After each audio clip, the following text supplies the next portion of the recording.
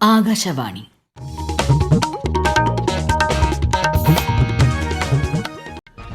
സംസ്ഥാനത്ത് തീവ്ര വോട്ടർ പട്ടിക പരിഷ്കരണത്തിന്റെ ഭാഗമായി കരട് വോട്ടർ പട്ടിക നാളെ പ്രസിദ്ധീകരിക്കും. പട്ടികയിൽ പേരുണ്ടോ എന്ന് സമ്മതിദായകർ പരിശോധിക്കണമെന്ന് മുഖ്യ തെരഞ്ഞെടുപ്പ് ഓഫീസർ. പാലക്കാട് വാളയാറിൽ ആൾക്കൂട്ട മർദ്ദനത്തെ തുടർന്ന് കൊല്ലപ്പെട്ട ഇതര സംസ്ഥാന തൊഴിലാളിയുടെ കുടുംബത്തിന് നീതി ഉറപ്പാക്കുമെന്ന് മുഖ്യമന്ത്രി പിണറായി വിജയൻ. സപ്ലൈകോയുടെ ക്രിസ്മസ് പുതുവത്സര ഫെയറുകൾക്ക് തുടക്കമായി. സംസ്ഥാനതല ഉദ്ഘാടനം മന്ത്രി GR അനിൽ തിരുവനന്തപുരത്ത് നിർവഹിച്ചു. കേരള സ്റ്റാർട്ടപ്പ് മിഷൻ സംഘടിപ്പിക്കുന്ന യുവ സംരംഭക ഉച്ചകോടിക്ക് കാസർകോട് തുടക്കം. വനിതാ സംരംഭകത്വത്തിന് പ്രത്യേക പ്രാധാന്യം നൽകും. ശബരിമല സന്നിധാനത്തേക്കുള്ള തങ്കയങ്കി രഥഘോഷയാത്ര നാളെ ആറന്മുള പാർത്ഥസാരഥി ക്ഷേത്രത്തിൽ നിന്നും യാത്ര തിരിക്കും. പൊതുജനങ്ങൾക്ക് യാത്രയ്ക്കിടെ ശുചിമുറികൾ കണ്ടെത്താൻ സഹായിക്കുന്ന ക്ലൂ മൊബൈൽ ആപ്ലിക്കേഷൻ സംസ്ഥാനത്ത് നാളെ പുറത്തിറക്കും.